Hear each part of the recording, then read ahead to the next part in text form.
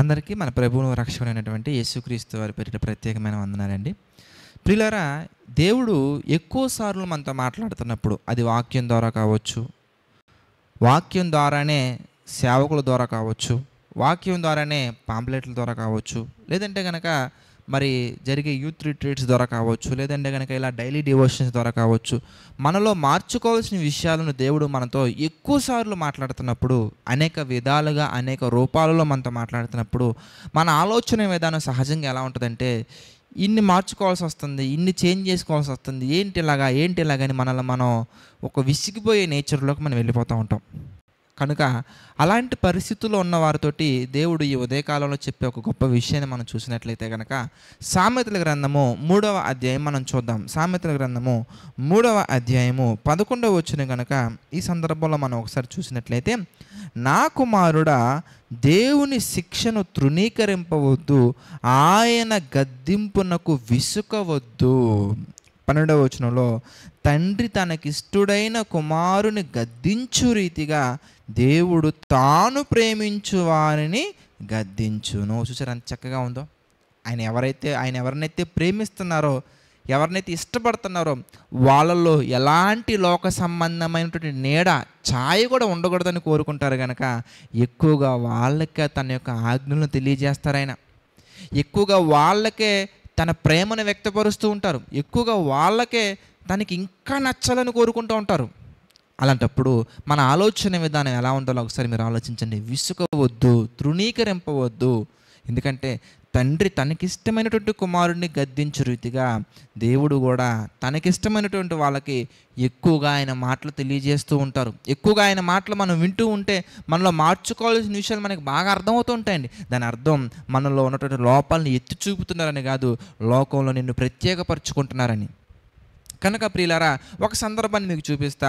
మనుషుల మనస్తత్వాలు ఎలా ఉంటాయి అనగానే, ఏదైనా ఒక విషయం దేవుని వాక్యం వాళ్ళకి అర్థమైనప్పుడు వాళ్ళ ఆలోచన విధానం ఎలా ఉంటుంది అంటానికి మనకి 3 రకాల వ్యక్తిత్వాలు మనకు కనబడతా ఉంటాయండి. అందులో మనం ఎందులో ఉన్నామో మనం ఆలోచించాలి. దేవుని వాక్యం మనతో మాట్లాడినప్పుడు మన ఆలోచన విధానం ఎలా ఉండాలి, ఎలా ఉండకూడదు అంటానికి కొన్ని విషయాలు మనం చూద్దాం. అపోస్తుల కార్యాలు మనం చూస్తే 17th చాప్టర్, అపోస్తుల కార్యాలు 17th చాప్టర్లో 17వ అధ్యాయంలో 32వ వచనం కనుక ఈ సందర్భంలో మనం ఒకసారి ఆలోచించినట్లయితేనండి, దేవుని యొక్క వాక్యం వాళ్ళు విన్నప్పుడు 32వ వచనం మనం చూద్దామండి. మృతుల పునరుత్థానమును గురించి వారు వినినప్పుడు కొందరు అపహాస్యము చేసిరి, మరికొందరు దీని గురించి నువ్వు చెప్పినది ఇంకొకసారి విందుమని చెప్పిరి. చూసారా ఎలా ఉన్నారంటే, వీళ్ళకి అపహాస్యం చేసేస్తున్నావు, నువ్వేంట్రా నా చెప్పేది, నాకు తెలీదా, నువ్వు చెప్పాలేంట్రా అని అన్నారంట.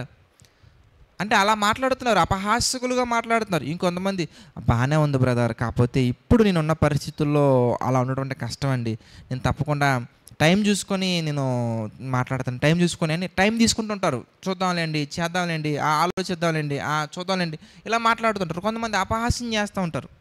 మన అపహాస్యం చేసే వ్యక్తులుగా ఉండకూడదండి, తర్వాత చూద్దామనే వ్యక్తులుగా అసలు ఉండకూడదండి. మరి మీరు చదువుకుంటూ వస్తే 34లో మనకు కనబడుతుందండి.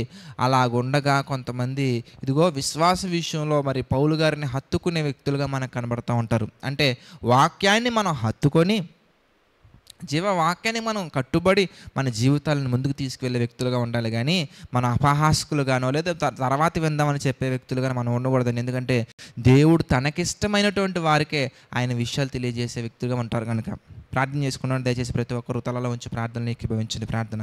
ప్రేమగల తండ్రి, దయగల దేవ, పరిశుద్ధ మహోన్నతుల తండ్రి, ఎన్నో లోతైన విషయాలు తండ్రి ఈ డివోషన్స్ ద్వారా మాకు తెలియజేస్తూ మాలో తండ్రి నూతనమైనటువంటి ఉత్సాహాన్ని కలిగిస్తూ ప్రభా, మాలో మార్చుకోవాల్సిన విషయాలు ప్రభా నిరంతరం మాకు తెలియజేస్తూ మీ చిత్త ప్రకారంగా నడిపిస్తున్నందుకు కృతజ్ఞతాస్తుతులు చెల్లించుకుంటున్నాం తండ్రి. మీ నామ మహిమార్థమే బలపరచండి, మీ నామ మహిమార్థమే తండ్రి కీర్తించండి తండ్రి. మీ చిత్తానికి అనుకూలంగా తండ్రి ఎల్లప్పుడూ ఉంటూ ముందుకు సాటు కృప చూపించండి తండ్రి. ఈ యొక్క విషయాలను తండ్రి అనేక మందికి షేర్ చేస్తున్న బిడ్డలను కూడా మా తండ్రి మీ చిత్త ప్రకారం జ్ఞాపకం చేసుకోండి, దీవించండి, ఆశీర్వదించండి తండ్రి. ఈ పరిచర్యలు ఎవరెవరైతే తండ్రి పాలిభాగస్తులు అవుతున్నారో వారిని, వారి కుటుంబాలను తండ్రి మీ చిత్త ప్రకారంగా దీవించండి తండ్రి. వారి కుటుంబాలలో ఆర్థిక, ఆరోగ్య, మానసిక సమస్యలు తండ్రి లేకుండా తండ్రి మీ చిత్త ప్రకారం నడిపించండి. మీ కృపలో ప్రభు బలపరచండి, స్థిరపరచండి తండ్రి. మీ చిత్తమైతే మేమందరం మరలా కలుసుకొని మీ యొక్క చిత్త ప్రకారంగా తండ్రి బలపడినట్లుగా వర్ధిల్లినట్లు కృప చూపించండి. మా ప్రభువును రక్షకుడైనటువంటి యేసుక్రీస్తు వారి పేరిట ఈ ప్రార్థన అడిగి వేడుకొనుచున్నాము తండ్రి. ఆమేన్. అందరికీ వందనాలండి. God bless you all.